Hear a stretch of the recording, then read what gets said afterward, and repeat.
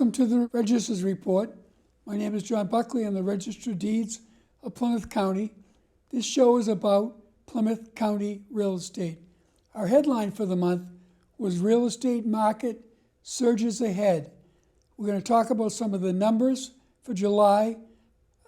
This show is being taped in August.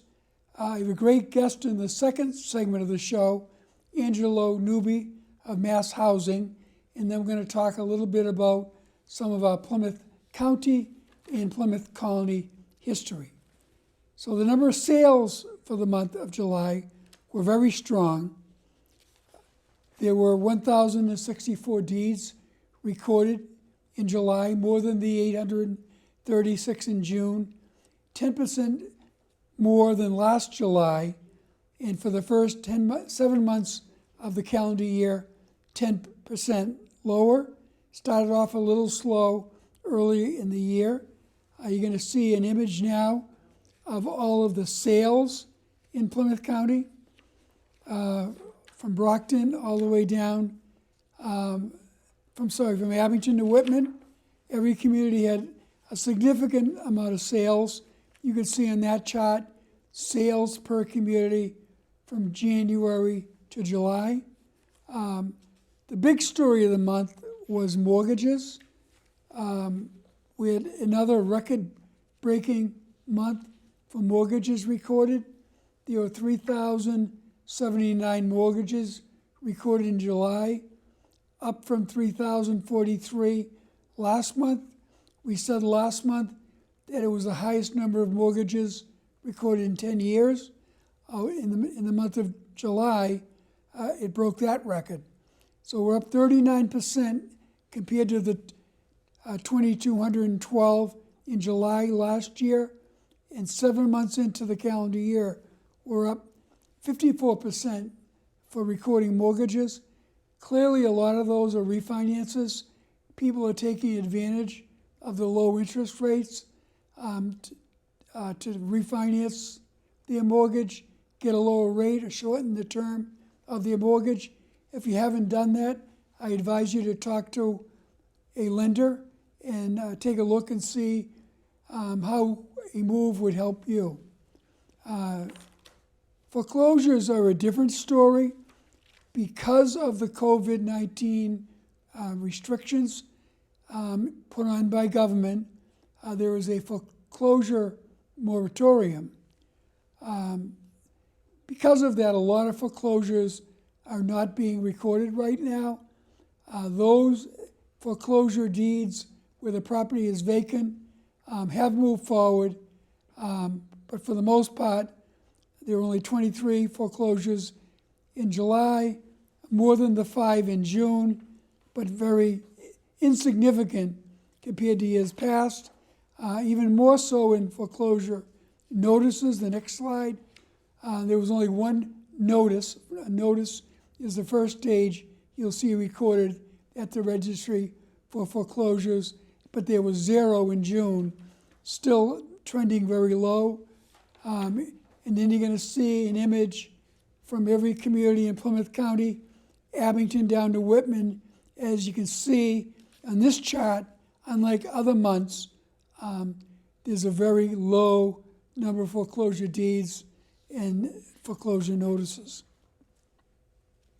We've had a huge increase in electronic recording at the registry, recording over the internet.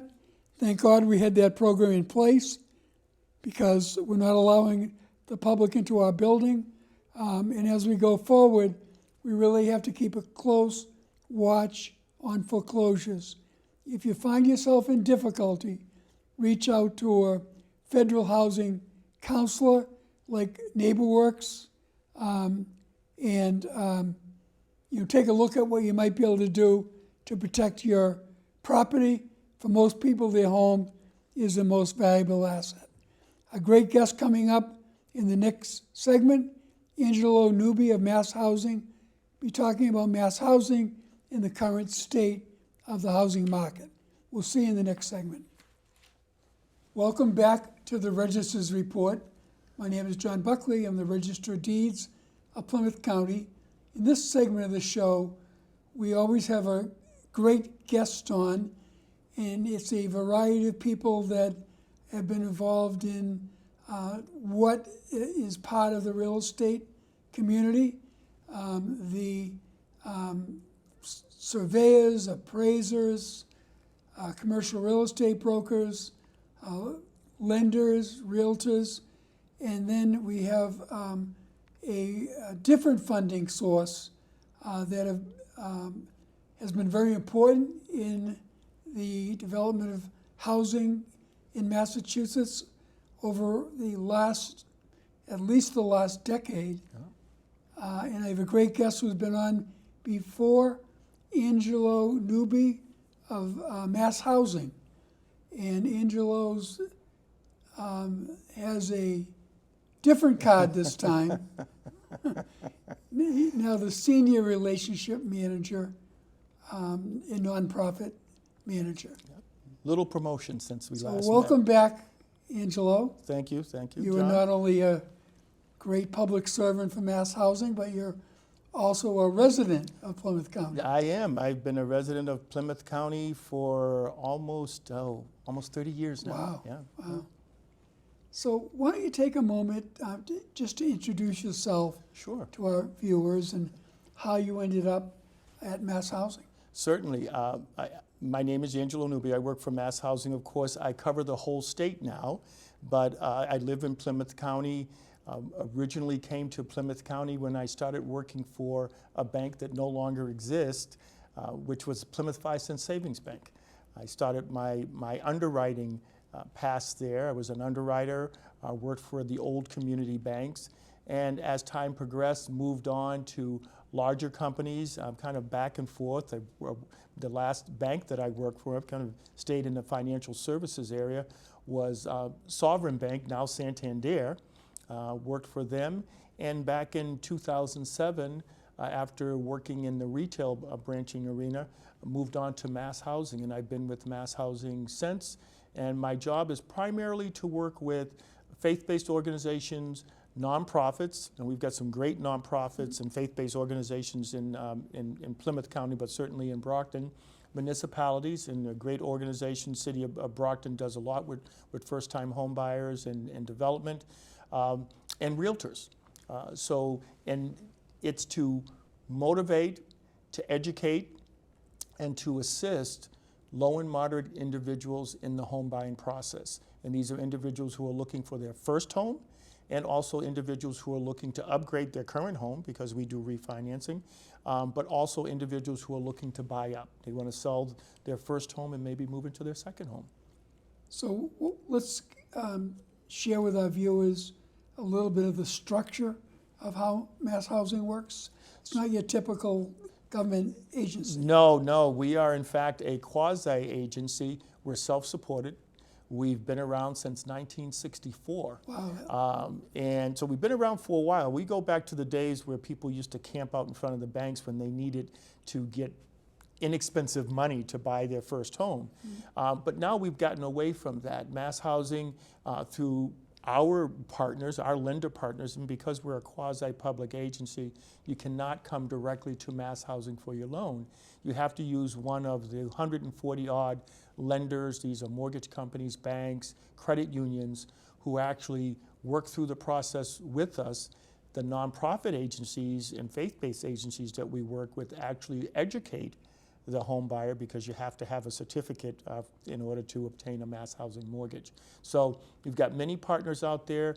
We produce the program, we work with other partners, and then ultimately your loan ends up with Mass Housing.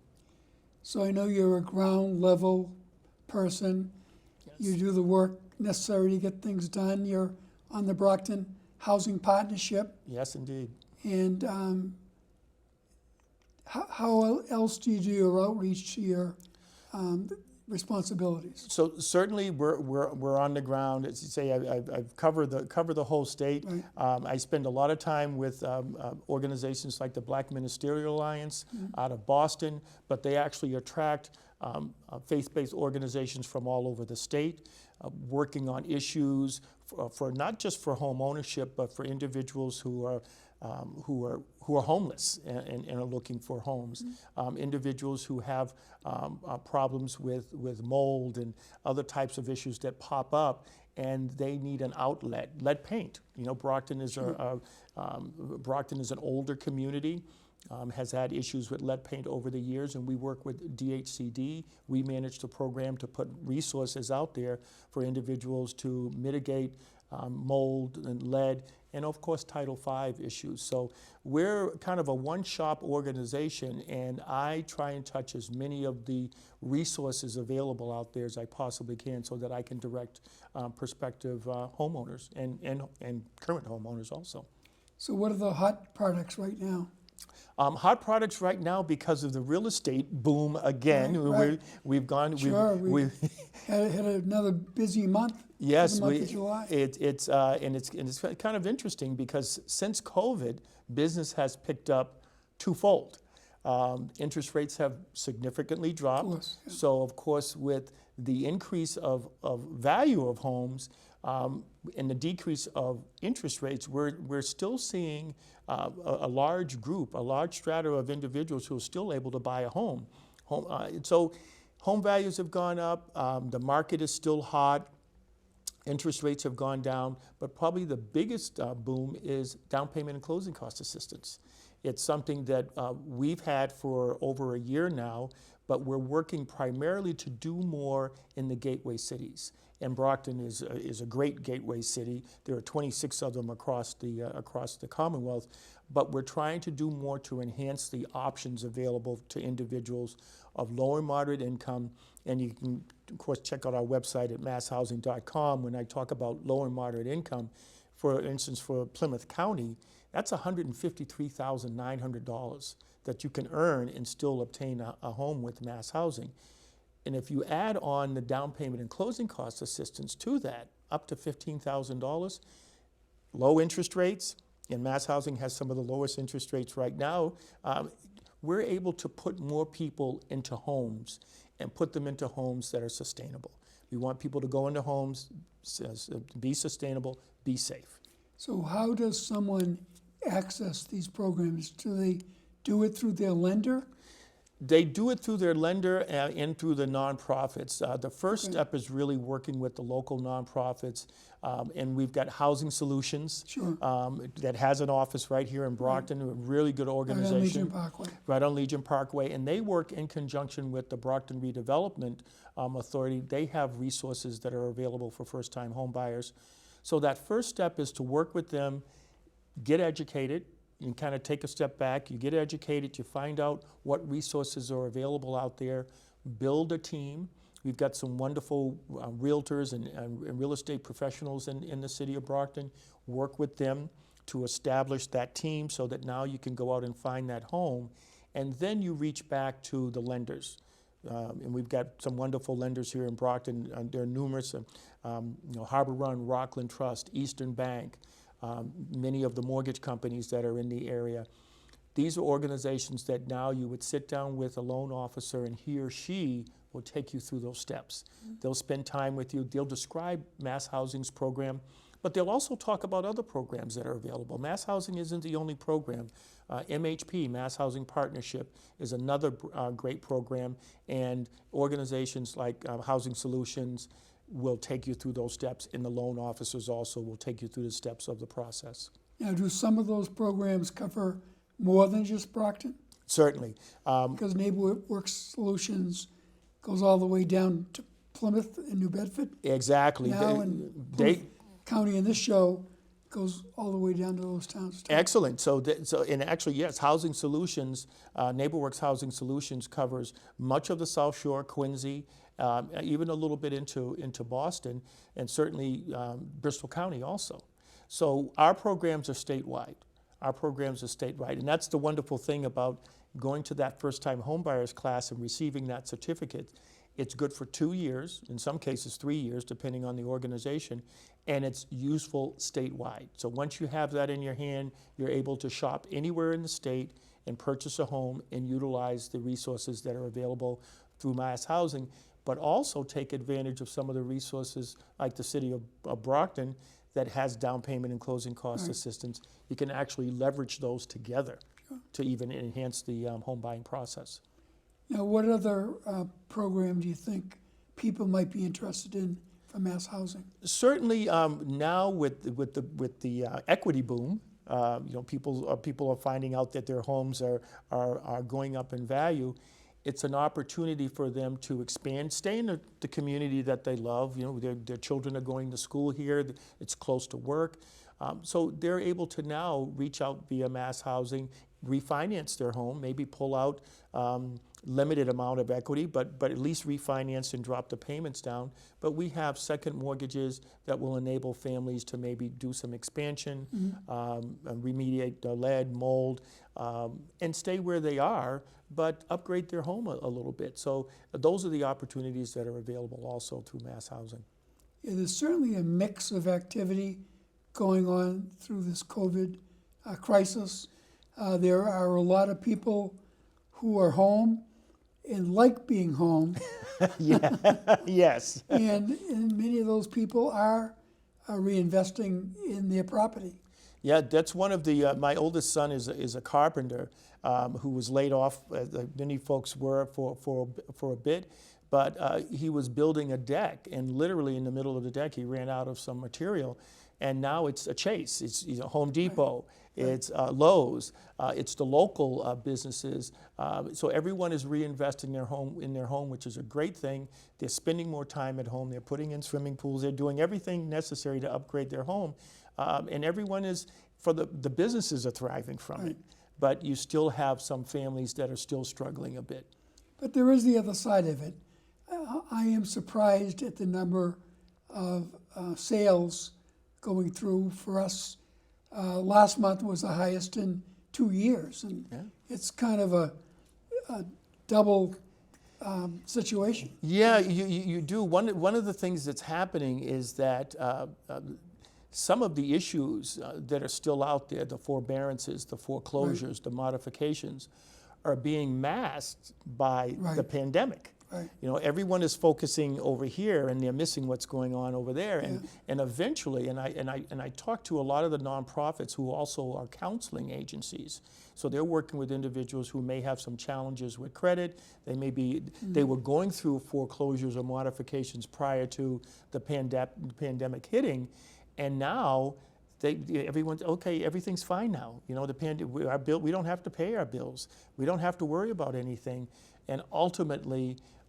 Lightning is going to strike, and we're going to be back to where we were prior to the pandemic. And many of those folks who, in some ways, kicked the can down the road, are going. The issues are going to be even more difficult to resolve. Yeah, we'll be watching that very closely. It certainly. In our recordings.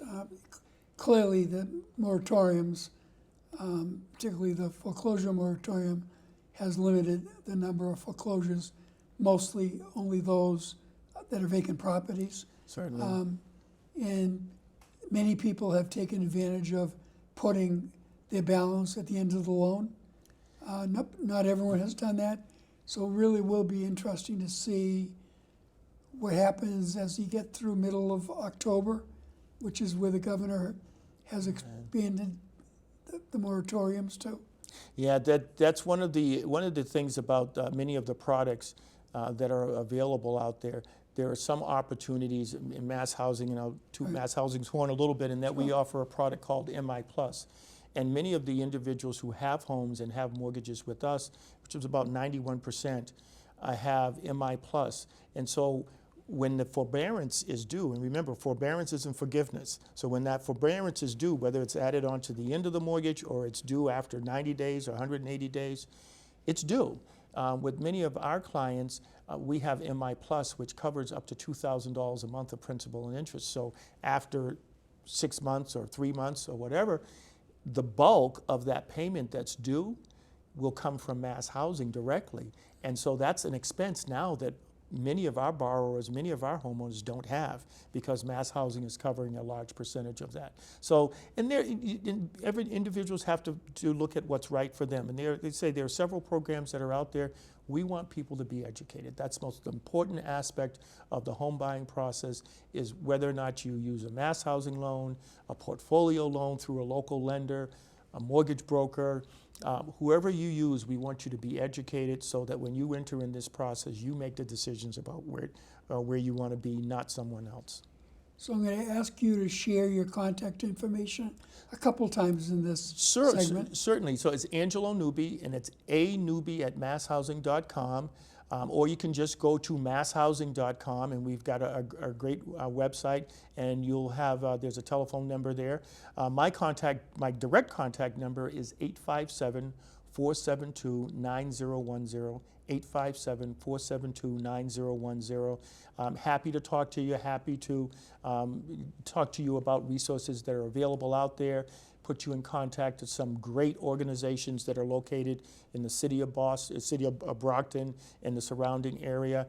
Take advantage of those resources that are available to you. And there's clearly a lot more information on your website than we can talk about in this brief time. It's certainly. There's information for the home purchase. There's information for second mortgages. There's generic information, and another great website is mymassmortgage.org. mymassmortgage.org. And this is a website that not only has information about mass housing, it has information about the Mass Housing Partnership and information about CHAPA, which is a statewide organization that has resources available to first-time home buyers. So let's take out your crystal ball. Yeah. It's a hard thing to do. We always try to get different people in the business's perspective. Where you think we're going to go through the end of calendar year 2020? Through the end of calendar year 2020, interest rates appear to be, Right. they're going to pretty much be where they are. The thing about low interest rates, and what it seems to be counterintuitive sometimes, is people think, well, the interest rates will just keep going lower. Well, no, businesses can't support the volume. You know, the businesses right now, a lot of mortgage companies can't keep up with the business. So interest rate will probably stay about where they are. We do see that the housing prices may slow down a bit, only because incomes still are low. And there has to be an end to that, because we know where, as we go over and around the mountain, where we're going to be. So interest rates will be low. Housing prices will probably continue to be around where they are, maybe up 5% or so. But look down the road, and there will be a little bit of a price to pay. So it sounds to me like the real estate community will stay active. They're definitely so. Definitely say they're hungry for more properties. There is a little bit of development that's going on. There needs to be a lot more of that for the low and moderate income folks. But yes, the inventory, you know, the houses keep coming on the market. I mean, there's an enticement for people to sell. Those folks who are nearing retirement, this is a great time for them to sell. So we're seeing a lot of that going on. Folks are actually selling now because this is a perfect time for them to sell and move on to that smaller home. Well, can you share your contact information one more time? Sure. Angelo Nuby at Mass Housing, or anuby@masshousing.com, 857-472-9010, masshousing.com, a great place to get information. Thank you very much. You've always done a good job. Thanks, John. I can't shake your hand. Yeah, I know. We'll have to just... Onward we move. Thank you, Angelo. Thanks, John. Welcome back to the Register's Report. Again, my name is John Buckley. I'm the Register of Deeds of Plymouth County. I want to thank Angelo Nuby for the great job he did describing the role of mass housing and some of their programs, and a little bit of a crystal ball to what he sees going forward.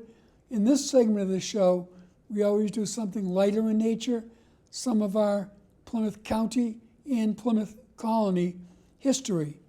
We always talk about the holidays for the month, the 7th, Purple Heart Day, also the 7th, International Beer Day. The 10th, we just passed National S'mores Day, 12th, World Elephant Day, 21st, Senior Citizens Day, 26th, Women's Equality Day, and a couple of our notable records I'm going to talk about. First, Edward Rowe Snow. Edward Rowe Snow was a historian and a well-known author from Marshfield, wrote over 100 books, including Shipwrecks, storms, pirates, and buccaneers, but he's very famous for the flying Santa. He flew a plane over the islands, particularly the Boston Harbor Islands, and during the early December, he'd drop off gifts to the children of the lighthouse keepers. He is very well known as a dedicated preservationist and a lover of the Harbor Islands, and people give him credit for saving Fort Warren. And the reason I brought Edgar Rowe Snow up is this time of year, it's a beautiful trip to take a ride out to one of the Boston Harbor Islands. And if you happen to go out to George's Island, you'll see a plaque thanking Edward Rowe Snow for his contribution to the preservation of the islands. The next one I wanted to talk about is a little bit of a reminder of how much we're losing over the course of this summer and the spring, and probably at least through the fall, of many of our community activities. Shirtlift Park is located in the town of Carver. It was donated in the early 1900s by Carlton Shirtlift Francis, a descendant of Carver native Benjamin Shirtlift. It's a beautiful park right on Route 58, site for picnicking, fairs, band concerts, and others. But it's also the site of the Old Home Day celebration, first held in 1901. It has a road race, a lobster bake, and clam bake rather, and is run by volunteers over many years. It is one of our events that unfortunately was not able to progress this year. Next, it was brought up to me again by someone of the old Paragon Park. Paragon Park was down in Hull, another great place that was here previously to visit in the summer. Many people who went there remember the Congo Cruise, the Wild Mouse, and the world's largest wooden roller coaster. The only vestige left of Paragon Park is the Paragon Park Carousel, which is still open, and Hull's a great place to visit in the summer. And last but not least, one of our colonial records. It is in the Book of Laws of the Colonial Records, and it is a decision by the colonists once they arrived in Provincetown Harbor and realized their patent did not give them the authority to be there. They wrote up this document known as the Mayflower Compact, which everybody remembers as one of the first documents in the country towards democracy, although in that time period, the document was only signed by men, and only men, not all the men were allowed to sign it. But yesterday, I happened to be in Plymouth when Mayflower 2 was brought back to its landing site on the Plymouth waterfront. Thousands of people came down to the waterfront, and also at an event that I happened to be right near the arrival spot. And it was one of the only events so far that has been able to be conducted in this, the 400th anniversary year of the arrival of the colonists, Plymouth 400. It was well attended, definitely well publicized in the media, but unfortunately, it is the only major event that's been able to happen so far because of COVID-19. All of those events have been postponed to next year. A quick thank you to Lorna Green Baker and Christine Richards from our office in putting this show together. PAC TV, and Brockton Cable Access, the two big cable stations have always allowed me to produce this show, in particular with Brockton Cable Access. This is my 118th show. I want to thank Mike Simmons, Phil Philippides, Athena Grant, and Isaac Cabral for helping me put this show together. I hope you have a good remaining month in the summer, and we'll see you after Labor Day. So thank you for watching this show.